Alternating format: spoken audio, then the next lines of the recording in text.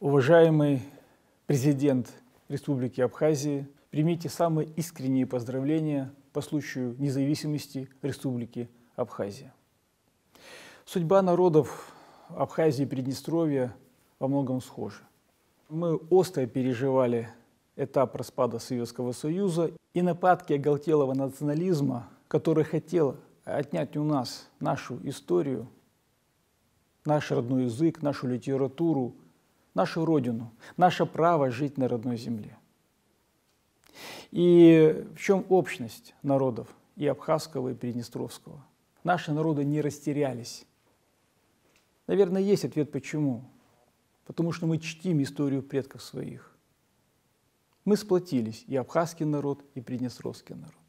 Выдержали страшную агрессию, выдержали войны и победили.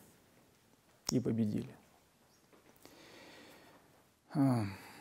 Абхазская земля полна имен героев, кто исторически защищал эту землю от ворога.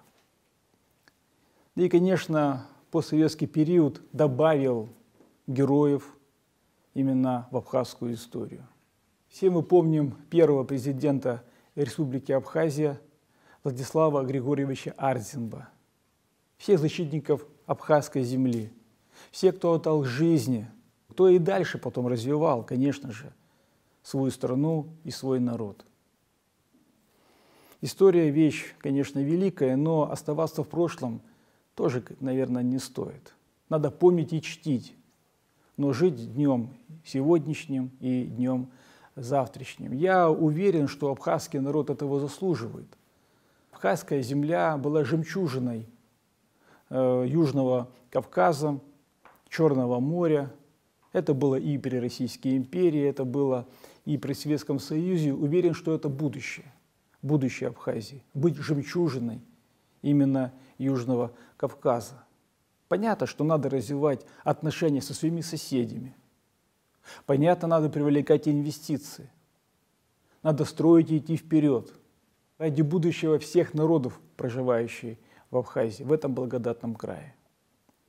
Уважаемый господин президент, уважаемый мной народ Абхазии, я еще раз поздравляю вас с Днем Независимости, с Днем Победы, победы здравого смысла. Пожелать хочу, конечно, вам процветания и развития, мира абхазской земле, а лично президенту здоровья и терпения, вам, вашим близким и родным. Дай Бог вам удачи, и Господь поможет, я в этом не сомневаюсь.